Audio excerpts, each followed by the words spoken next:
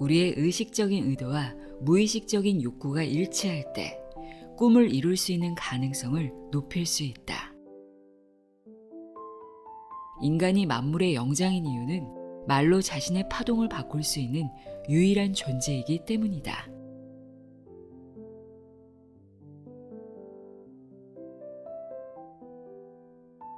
안녕하세요. 나의 소리책 갈피 소리내어 읽다입니다. 네잎클로버를 찾기 위해 풀밭을 뒤졌던 기억 누구나 한 번쯤은 있을 겁니다. 저는 어릴 적 이 네잎클로버를 단 한 번도 찾지 못했는데요.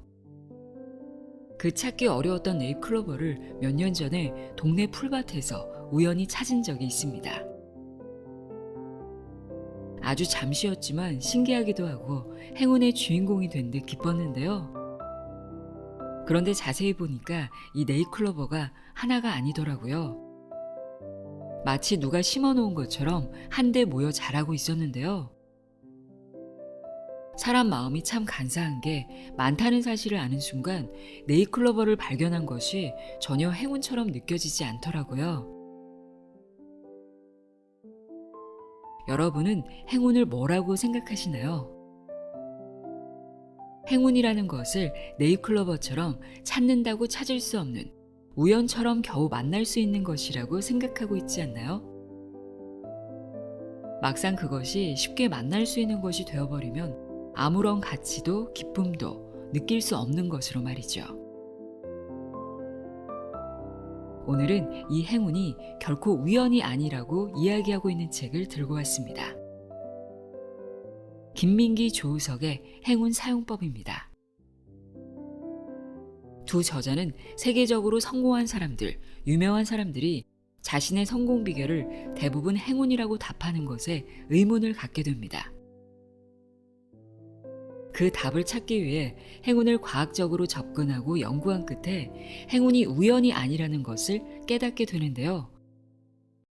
이 책은 여러 과학적 근거들을 기반으로 체계적인 7단계 방식을 통해 행운을 실제 삶에서 창조할 수 있도록 실용적으로 제시하고 있습니다. 오늘 읽어드릴 내용은 행운의 법칙 1에서 3단계 중에서 골라봤습니다. 행운을 창조하는 무의식의 법칙, 말의 힘을 활용하는 1000번의 법칙 등 내용의 일부를 읽어드립니다. 귀 기울여 들어보세요.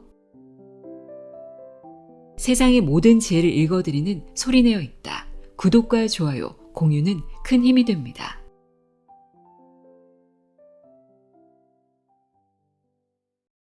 행운의 법칙 1단계.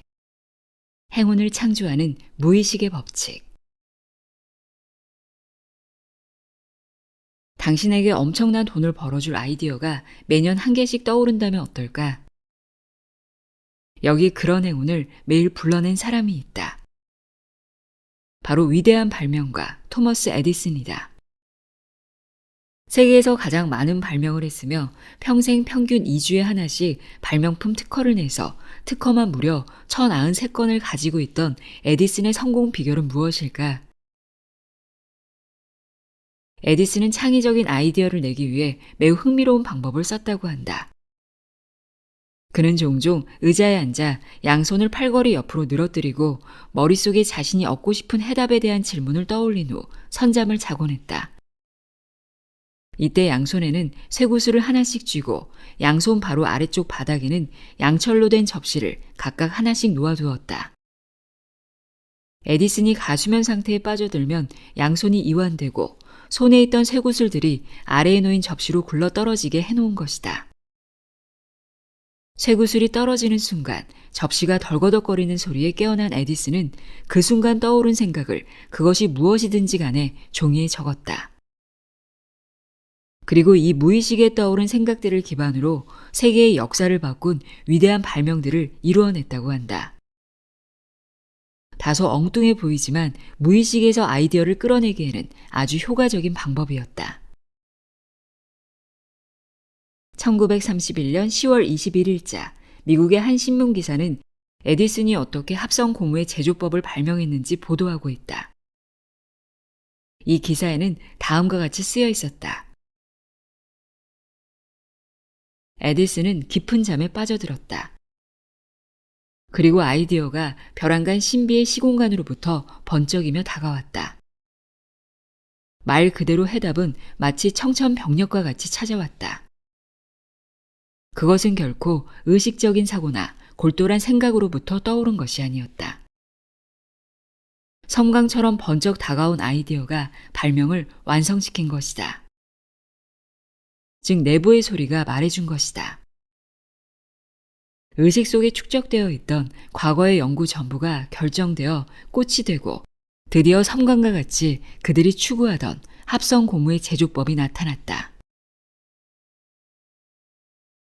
우리가 잘 알고 있는 에디슨의 명언 중 천재는 99%의 노력과 1%의 영감으로 이루어진다는 말이 있다.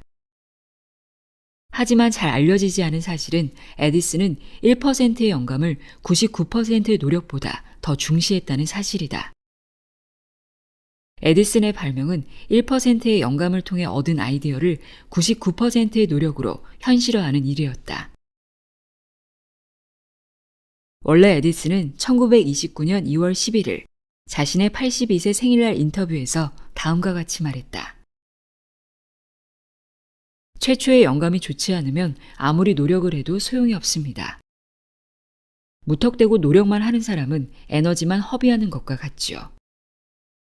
그런데 안타깝게도 이 사실을 모르는 사람이 너무 많은 것 같습니다. 에디슨이 보통의 발명가와 비교할 수 없는 세계의 발명가가 될 수 있었던 비결은 바로 무의식을 이해하고 그 무의식의 힘을 지혜롭게 활용해 탁월한 발명 아이디어를 불러낸 것에 있었다.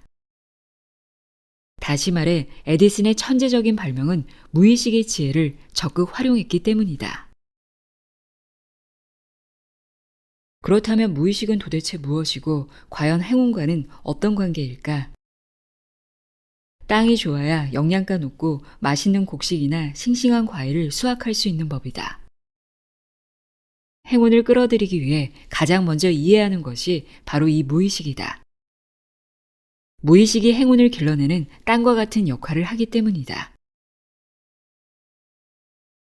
먼저 무의식에 대한 전반적인 이해를 위해 전문가들이 말하는 무의식에 관한 이야기를 들어보도록 하자. 정신분석학의 창시자로 널리 알려진 지그문트 프로이트는 무의식에 대해 다음과 같이 언급했다. 나는 어떤 결정을 내릴 때 그 결과가 가져올 장단점을 꼼꼼하게 살핀다. 그러나 정작 중요한 문제에 대해서는 내 마음 어딘가에 자리한 무의식이 결정을 내린다. 프로이트 못지않은 저명한 정신분석학자이며 분석심리학의 창시자인 카를 융은 무의식에 대해 다음과 같이 말했다. 무의식을 의식화하지 않으면 무의식이 우리 삶의 방향을 결정하게 되는데 우리는 바로 이런 것을 두고 운명이라고 부른다. 하버드 대학교 의대 교수로 근대 심리학을 창시한 윌리엄 제임스 박사도 무의식에 관해 다음과 같이 말했다. 인간의 무의식 속에는 세계를 움직이는 힘이 있다. 위 세 사람의 이야기를 한마디로 정리하면 무의식은 우리 삶에 큰 영향력을 끼친다라고 할 수 있다. 무의식은 전문가에 따라서는 잠재의식이라고 부르기도 하는데 무의식이라는 개념의 폭이 워낙 방대하기 때문에 각 분야와 전문가들마다 정의와 이해가 달라서 아직까지 학계에서조차 통합된 이론이나 개념으로 정리되어 있지 않다. 따라서 이 책에서는 간단하게 무의식이란 내 의식이 알아채지 못하는 내 안의 미지의 영역 정도로만 이해하고 넘어가도록 하겠다. 왜냐하면 우리가 집중하려 하는 것은 복잡한 이론의 이해가 아니라 우리의 삶에 실질적으로 활용 가능한 실용적인 지혜의 습득이기 때문이다.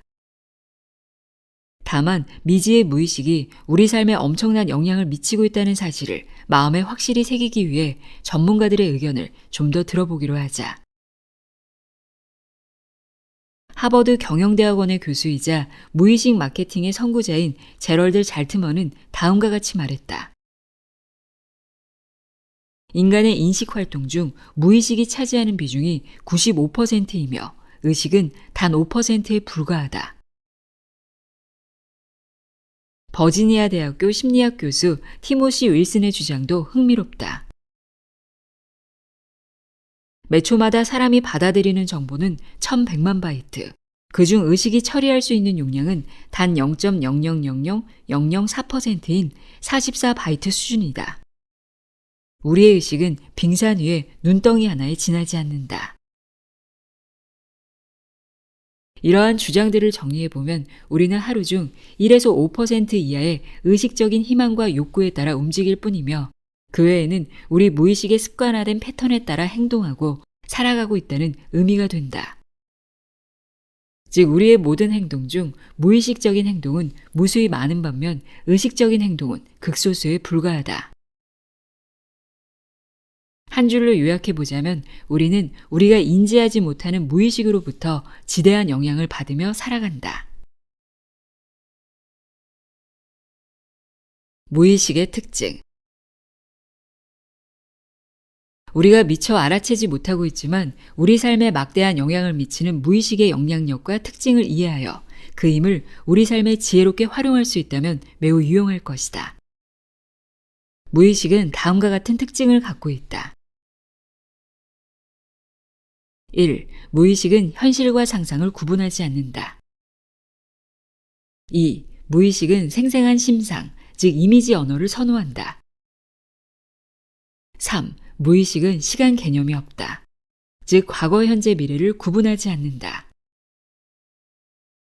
4. 무의식은 의식이 판단하는 옳고 그름, 진실과 거짓의 개념을 구분하지 않는다. 5. 무의식은 의식만큼 실질적이고 균형 잡힌 힘이며 의식보다 무의식 속에 더 큰 지혜가 숨어 있다. 6. 우리는 무의식 차원에서 서로 연결되어 있기 때문에 한 사람의 에너지는 주변 사람들과 환경에도 영향을 미친다. 7. 우리는 24시간 내내 무의식의 영향을 받는다. 8. 우리는 무의식적인 감정과 욕구에 큰 영향을 받는다. 9. 우리는 심신의 긴장이 풀린 이완 상태에서 무의식의 소리를 잘 들을 수 있다. 10. 우리가 자기 삶의 태도나 행동에 대해 무의식적으로 반응하면 같은 패턴을 되풀이하게 된다.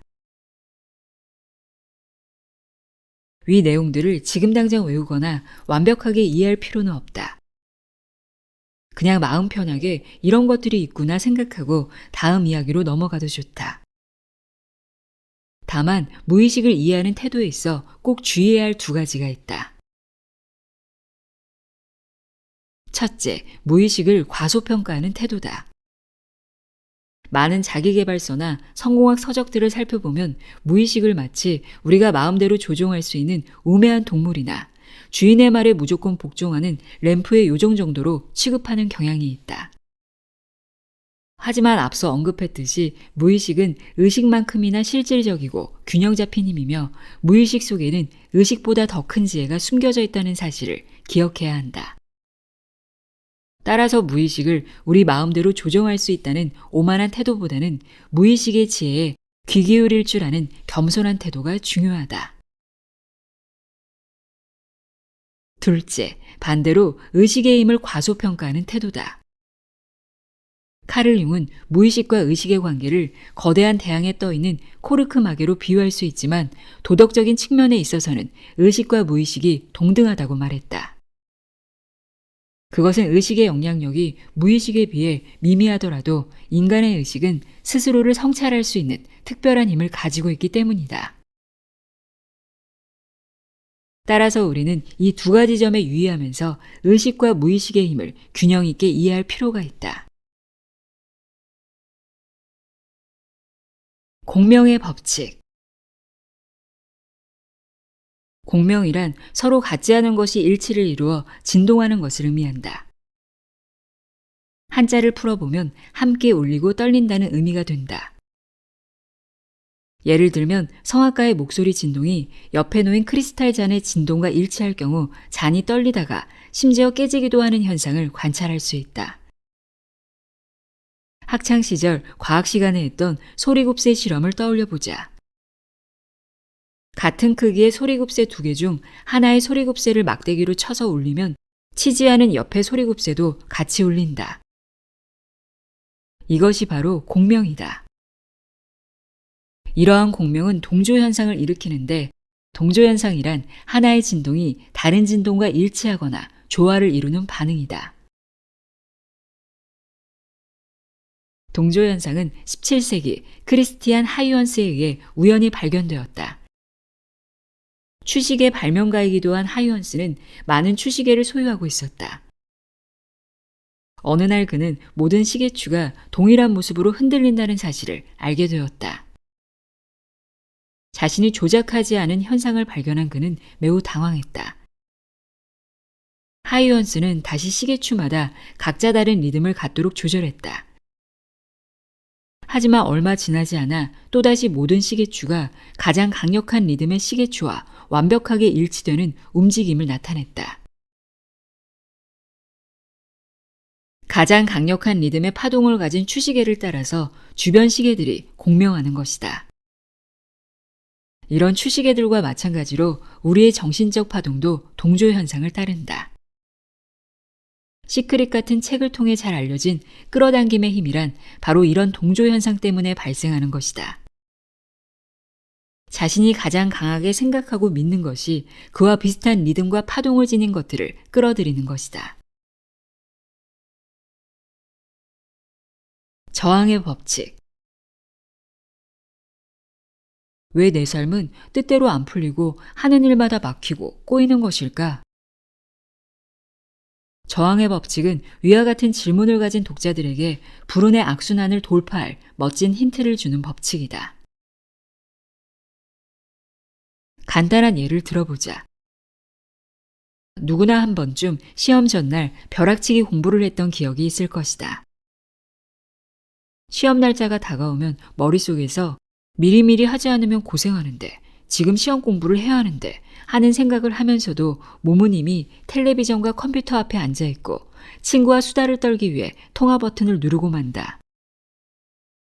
이 경우 공부를 하려는 의지와 시험의 긴장과 부담감에서 벗어나고 싶은 욕구가 충돌한 것이다. 대부분 공부를 해야 한다는 중압감에서 벗어나고자 하는 무의식적 욕구가 더 강하기 때문에 후회할 것을 알면서도 자신도 모르게 스마트폰을 만지작거리다가 무의미한 인터넷 서핑을 하거나 친구와 전화를 하게 된다. 즉, 내 의식적 바람과는 반대로 가는 자신의 행동을 발견하게 된다. 자신의 의식적 바람과 무의식적인 믿음이 일치할 때 자신이 진정으로 원하는 바를 실현할 수 있는 가능성을 높일 수 있다. 이것이 저항의 법칙이다. 초점의 법칙. 왜 내가 원하는 것은 이루어지지 않고 엉뚱하게 원하지 않는 것만 이루어질까요? 난 정말 운이 없는 걸까요? 이 질문에 대한 답을 얻으려면 초점의 법칙을 이해해야 한다. 초점의 법칙이란 간단히 말해 돋보기로 빛에 초점을 맞춰 신문에 불을 붙일 수 있듯이 우리가 주의를 기울이는 생각과 감정 또한 초점을 맞추는 만큼 에너지가 커진다는 것이다. 초점의 법칙을 잘 이해할 수 있도록 도와주는 예화 한 편을 살펴보도록 하자. 다음 이야기는 뉴욕타임스 베스트셀러 작가 그렉 브레이든이 그의 저서 잃어버린 기도의 비밀에서 그의 인디언 친구가 기우제를 위해 기도하는 모습을 직접 목격한 경험을 소개한 내용이다. 1990년대 초반의 어느 날, 당시 북부 뉴멕시코 지방의 사막 고지대에 극심한 가뭄이 드는 바람에 나의 인디언 친구 데이비드는 비를 기원하는 의식에 나를 초대했다. 나는 이른 아침에 약속한 장소에서 그를 만나 산길을 오르기 시작했다. 데이비드가 예전에 수없이 다녀서 손바닥 보듯이 잘 알고 있는 기도 장소에 도착했다. 그곳은 완벽한 기하학적 성과 화살표가 그려진 원모양의 돌로 된 광장이었는데 아주 오래전에 그것을 만든 사람의 손길이 느껴질 정도로 잘 보존되어 있었다. 여기가 어디지요? 나는 물었다. 여기에 오려고 오늘 아침부터 길을 떠난 겁니다. 데이비드는 그렇게 대답하며 웃었다. 여기 돌로 된 원은 치료의 바퀴입니다. 우리 부족들이 기억하는 한 이것은 여기에 있었습니다. 바퀴 자체는 아무런 힘이 없습니다. 단지 기도자가 기도를 집중할 수 있도록 분위기를 조성하는 역할을 할 뿐입니다. 인간과 이 세상의 힘 사이를 연결하는 지도라고 생각해도 됩니다. 데이비드가 가만히 신발을 벗고 맨발로 원 안으로 들어가서 사방 모든 선조들에게 경의를 표하는 모습을 조심스럽게 지켜볼 수밖에 없었다. 그는 천천히 양손을 얼굴 앞으로 기도하는 손짓을 취하고 눈을 감고는 꼼짝도 하지 않았다. 한낮에 사막을 내리쬐는 태양의 열기에도 아랑곳하지 않고 그의 호흡은 느려졌다. 그가 숨을 쉬는지조차 판별하기 어려울 정도였다. 몇 분이 흐르고 나서 마침내 그는 크게 숨을 들이키고는 눈을 뜨고 나를 보며 말했다. 갑시다. 여기서 할 일은 다 했어요. 춤을 추거나 하다못해 주문이라도 웰 것으로 기대했던 나는 그가 하도 빨리 기도를 시작했다가 끝내는 바람에 깜짝 놀라서 물었다. 벌써 끝났어요? 나는 당신이 비를 내려달라고 기도할 줄 알았는데요. 아니요, 나는 비에 대해 기도하겠다고 말했어요. 만약 내가 비를 내려달라고 요구하는 기도를 했다면 그런 일은 절대로 일어나지 않을 것입니다. 어떤 일이 일어나게 해달라고 간청하게 되면 우리가 소유하지 못하는 것에 힘의 주도권을 넘겨주는 것이 문제라고 그는 말했다. 치유를 요구하는 기도는 질병에게 힘을 준다. 비를 요구하는 기도는 가뭄에게 힘을 넘겨준다는 것이다. 이런저런 것들을 달라고 매달리면 변화시키려는 것들에 힘을 더 실어주게 됩니다. 그가 말했다. 나는 데이비드를 마주보면서 물었다. 비를 내려달라고 기도하지 않았다면 무엇을 했나요? 그가 대답했다. 간단해요. 비가 주는 느낌을 상상하기 시작했어요. 그러자 내 몸에 닿는 빗방울이 느껴졌지요. 비가 쏟아질 때 진흙투성이가 된 우리 마을 광장에 맨발로 서 있을 때의 기분을 느꼈어요. 그리고 마을 흙집벽에서 나는 비의 냄새를 맡았고 비를 맞으며 가슴 높이까지 자란 옥수수밭 사이를 헤집고 돌아다닐 때의 기분을 만끽했지요. 인디언의 기도 이야기가 잘 보여주듯이 우리의 의식적인 바람이나 의도보다는 우리가 무의식적으로 초점을 맞추는 쪽으로 생각이 현실화되는 경향, 이것이 바로 초점의 법칙이다. 이 초점의 법칙은 우리 일상에서도 쉽게 관찰할 수 있다. 아마 우리 대부분은 살아오면서 주변 사람들의 실망스러운 모습들을 보면서 나는 절대로 땡땡처럼 되지 않을 거야 라고 다짐한 적이 한두 번씩은 있을 것이다.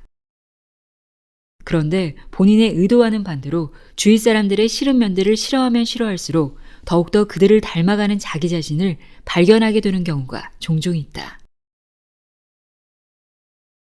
또 우리는 시험에 실패하면 안 돼.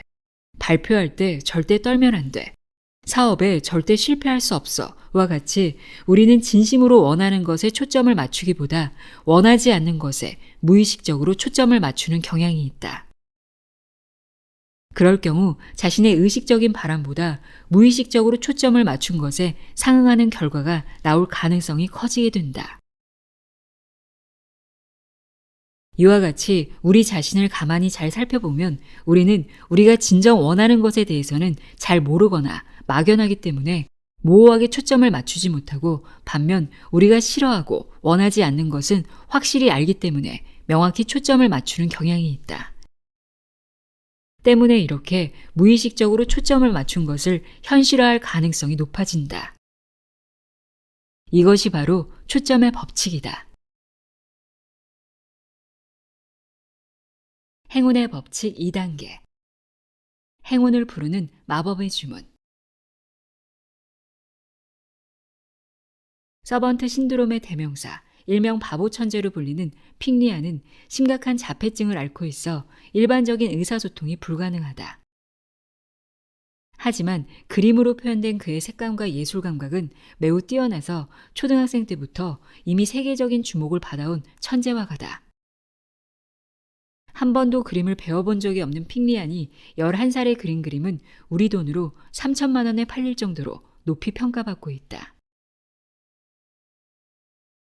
서번트 신드롬 연구의 대가인 위스콘신 대학의 데럴드 트레퍼트 교수는 IQ가 70에도 못 미치는 픽리안의 놀라운 천재성의 비밀을 바로 그 어머니에게서 찾고 있다. 픽리안의 어머니는 매일 밤 아이에게 두뇌를 자극하는 음악을 들려주고 아이가 잠들어 있는 동안 계속 쓰다듬어주며 끊임없이 사랑한다고 말해주었다는 것이다. 무의식 중에 픽리안에게 스며든 어머니의 사랑의 언어가 자폐증 소년 안에 천재성을 일깨워 세계를 놀라게 하는 화가가 되도록 한 것이다. 감성지능 이론으로 유명한 데니얼 골먼 박사는 의식이 없는 환자에게 말하는 것이 어떤 효과를 나타내는지 알아보기 위해 특이한 실험을 했다. 수술이 예정된 환자들을 두 그룹으로 나누어 한 그룹에는 수술 후에 흔히 생길 수 있는 증상인 소변 불능이라는 합병증에 걸리지 않을 것이라는 암시의 말을 들려주었고 대조군 환자에게는 아무런 말도 하지 않았다. 물론 의사가 그 말을 할 때 환자는 마취를 해서 의식이 없는 상태였다. 실험 결과는 놀라웠다. 의사가 당신은 수술 후에도 편안하게 소변을 볼 수 있을 것입니다. 라는 말을 해준 환자 그룹에서는 소변 불능 증세를 보인 환자가 한 명도 나오지 않았지만 의사에게서 아무런 말도 듣지 못했던 환자 그룹에서는 절반 이상이 소변 불능 증세를 보였다.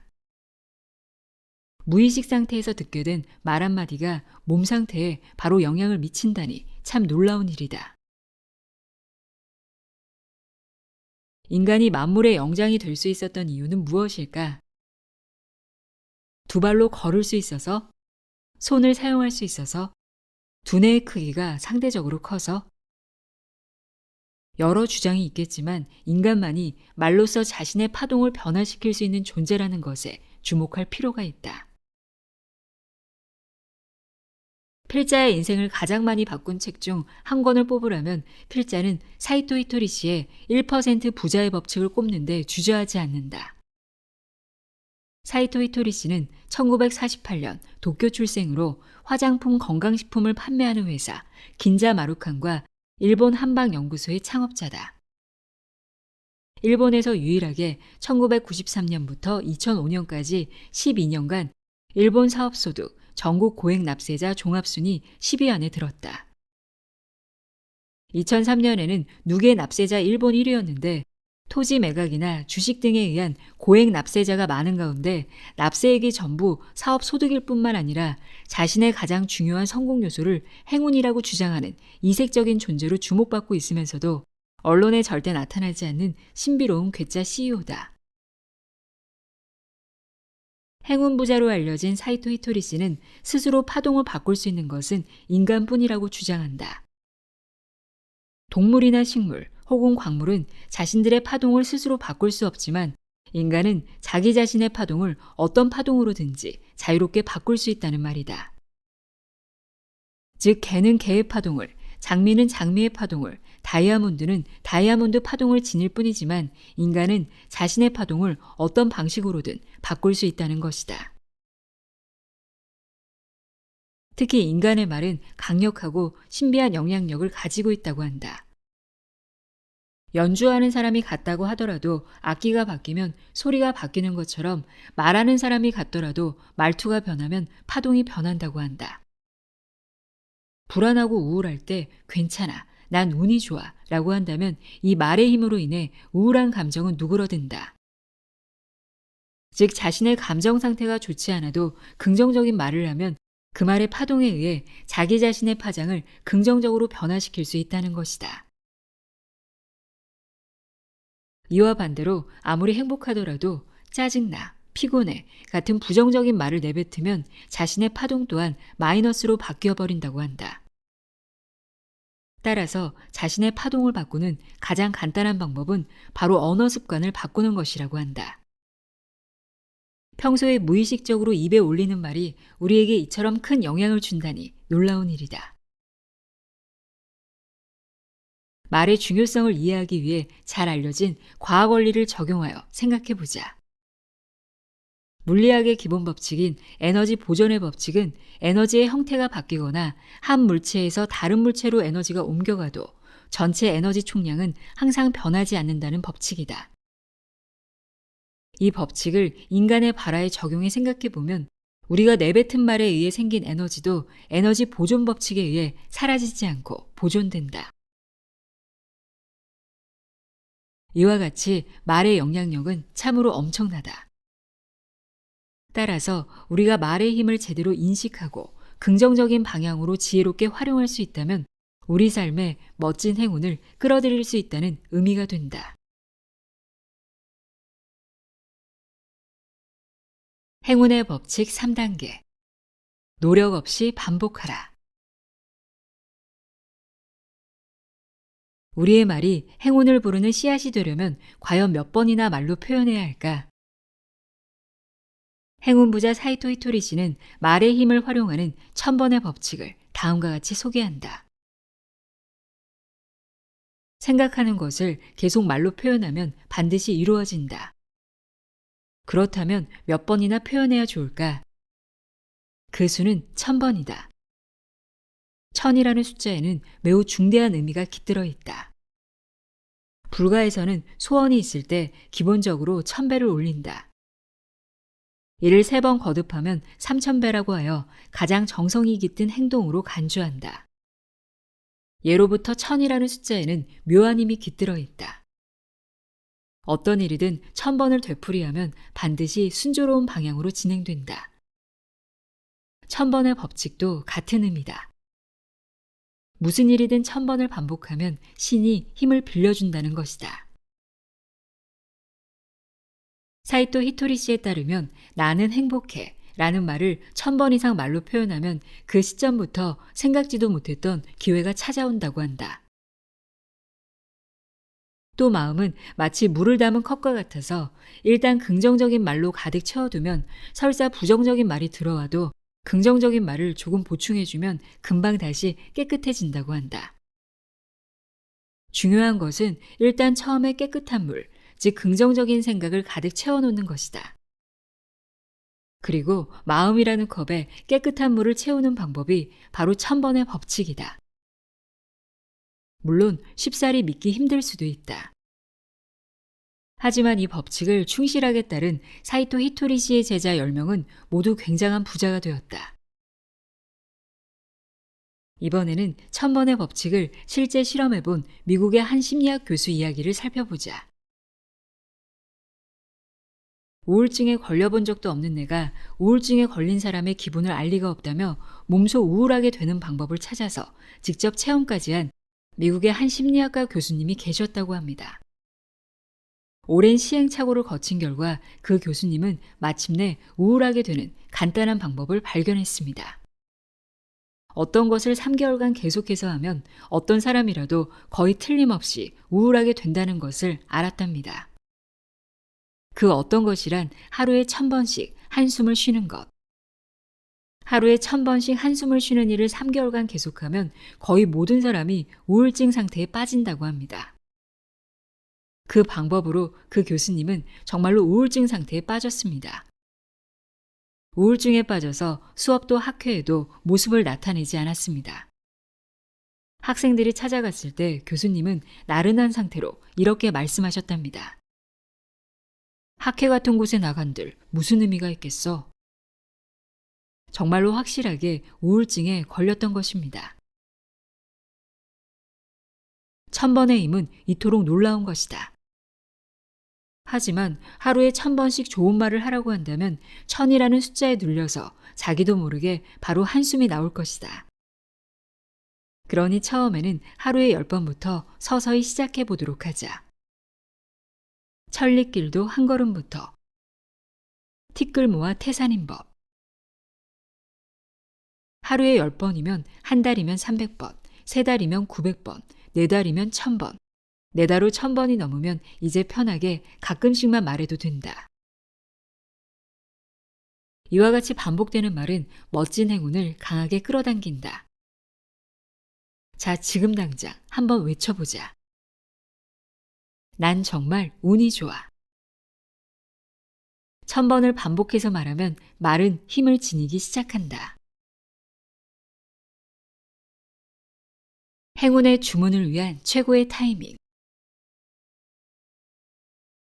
행운의 주문이 최고의 효과를 발휘하려면 하루 중 언제 주문을 외는 것이 좋을까? 전문가들에 따르면 우리가 하는 말이 무의식에 효과적으로 전달되는 때가 바로 잠들 무렵과 잠에서 깰 무렵이라고 한다. 심신이 충분히 이완되어 있기 때문이다.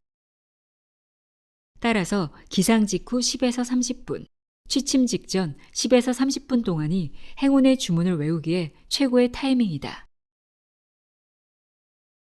하지만 하루 100번이나 1000번을 목표로 세운 사람이라면 잠들기 전에 주문을 외우다 밤을 꼴딱 새울지도 모른다. 그런 사람들은 취침 전후가 아니어도 하루 중 언제라도 긴장을 풀고 편안하게 혼잣말로 중얼거리면 된다. 편안하게 긴장을 풀고 자기 자신에게 몰입할 수 있는 시간을 찾아보자. 마치 에디슨이 무의식의 지혜를 활용하기 위해 자주 낮잠을 즐겼듯이 말이다. 물론 물리적인 시간도 중요하지만 좀 더 적극적으로 긍정적인 말을 해야 하는 상황과 시기가 있다. 보통 우리의 상식과는 다르게 감사와 행복을 표현하는 행운의 주문이 가장 필요한 때는 어려움에 처했을 때다. 모든 일이 잘 풀리고 행복할 때 행복하다. 감사하다고 말하는 것은 마치 대낮에 촛불을 켜는 것이나 마찬가지다. 반대로 어려운 일을 당했을 때 행복과 감사의 말을 하는 것은 캄캄한 밤에 촛불을 켜는 것과 같다. 그렇기 때문에 살면서 힘든 일을 겪고 절망적인 상황에 처했을 때 더욱더 적극적으로 감사해, 행복해, 난 정말 운이 좋아 같은 말들을 해야 할 필요가 있다. 대낮에는 촛불이 별로 필요 없지만 어두운 밤에는 그 빛이 너무나 절실하기 때문이다. 자, 지금 이 글을 읽는 독자들, 그리고 어려움을 만나 낙심하고 있는 독자들이 있다면 지금 당장 난 정말 운이 좋아 라고 말해보자. 지금 이 순간이 행운의 주문을 외는 최적의 타이밍이다.